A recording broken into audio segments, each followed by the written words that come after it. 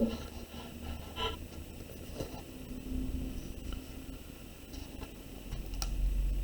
so this is again reading through the Epistle of James. We were up to chapter 5 and I think we're up to about verse 8.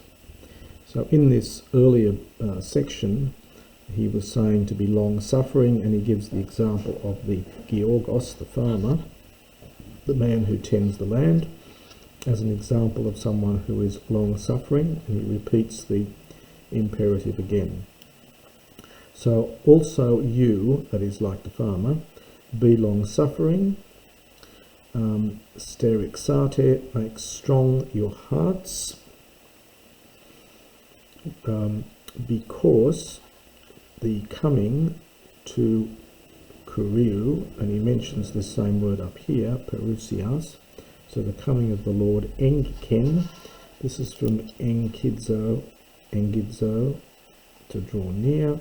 This is the perfect form, has drawn near.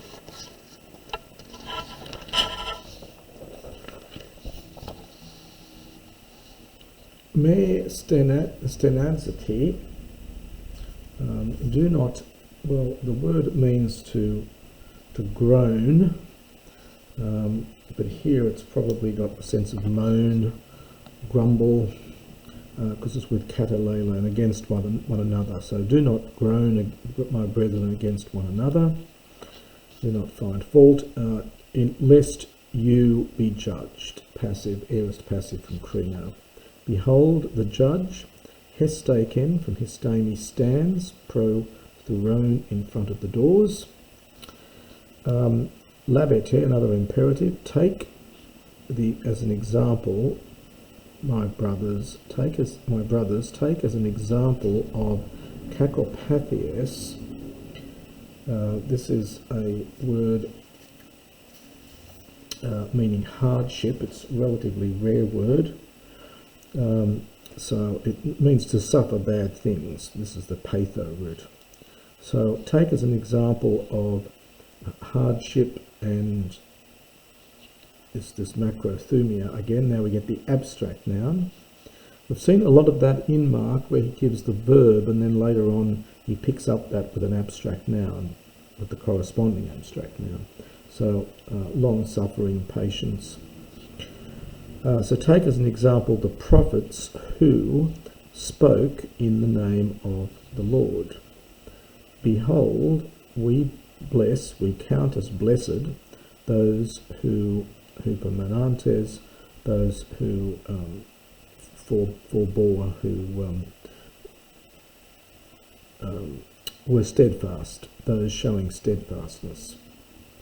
And then we get the abstract noun afterwards.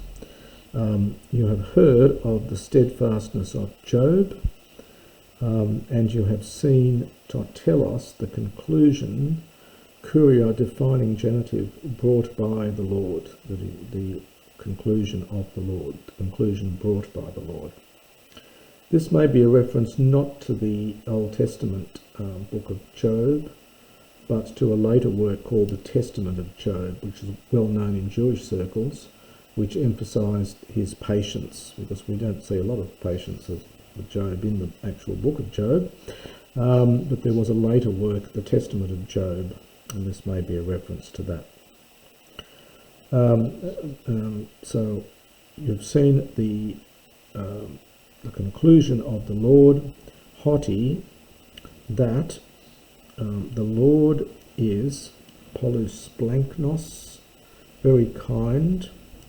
This is a very rare word, but it again occurs in the Shepherd of Hermas, and so the interesting overlap between those two works. Very kind, and oiktirmon, and merciful. This is a third declension adjective, so this is nominative. Third declension adjective. It's merciful, used in classical Greek, but generally in poetry. Protutone, above all, my brethren, do not swear, neither by heaven, nor by the earth, nor by any other oath. Ato is the, it would be esto in elsewhere, in the New Testament you get esto. It's the imperative from the verb eimi. So this is just another form of it. So let nigh, the yes of you, so let your yes be yes, and your no, no, in order that you might not fall under judgment. Kakopathe, if someone suffers ill, we had that word earlier, if someone suffers ill, here it is up here, kakopathias, all the way up here, kakopathias, meaning hardship, and now we get the verb this time. So we're going from the abstract noun to the verb. So if someone among you suffers hardship, let him pray. If someone euthume is in good spirits, is in happy mood, psaleto, let him sing a hymn.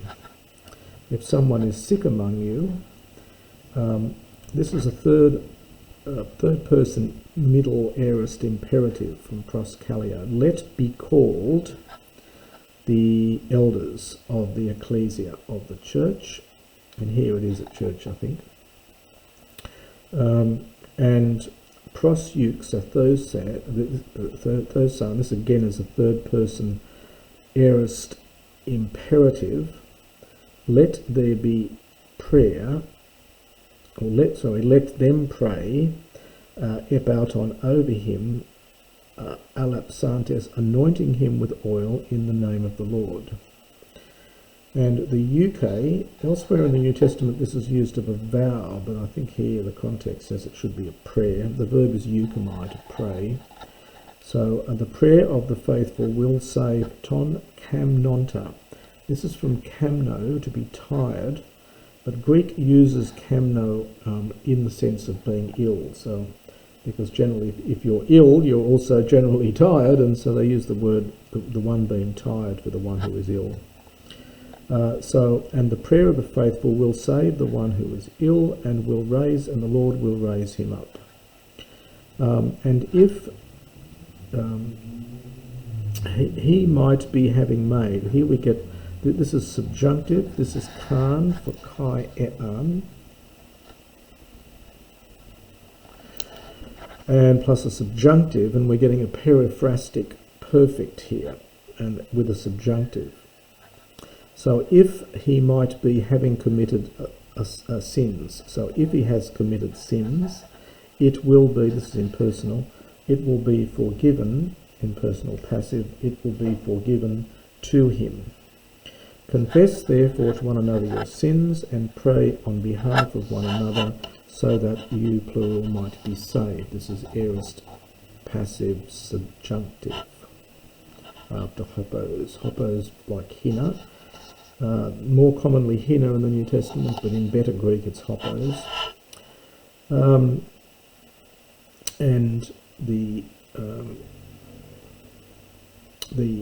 asis, the request of a just man, enugumenon, and empowered, or when it's exercised, when it's put into action. There's various interpretations of this word.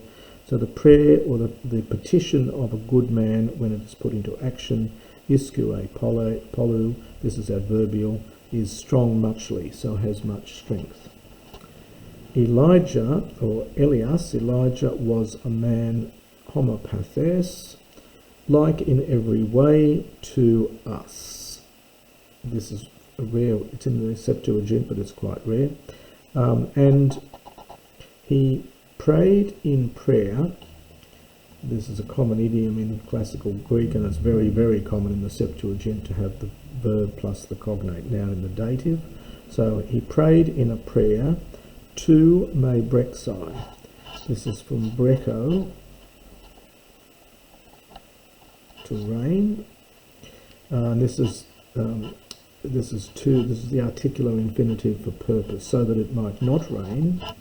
And it did not rain, there's the aorist, upon the earth for 3 years and 6 months.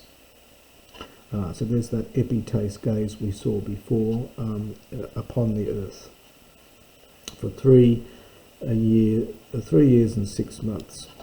And again he prayed, this is Elias, and the heaven gave huiaton, gave rain, and the earth eblast. So this is from blastao, to produce or yield. So the earth produced its fruit. My brothers, if someone might be led astray, someone among you, same expression we had up here in verse 13, if someone among you. If someone among you, this is from planao, or to wander. We get our word planet from that, and this is the aorist passive, might be caused to wander from the truth, and someone epistrepse might turn him back, might turn him around. Gignos ghetto, this is third person singular imperative, let him know that the one having epistrepsas, the one having turned the sinner, ek planes, and again we've got the abstract noun after the verb, from the wandering of his, from his wandering path, or from the wandering of his path, so say, will save his life, that's his own life, so it's autu for he autu, will save, I'm sorry, no it's not, it's the sinner, will save the life of him, that's the sinner, from death, and he will cover a multitude of sins.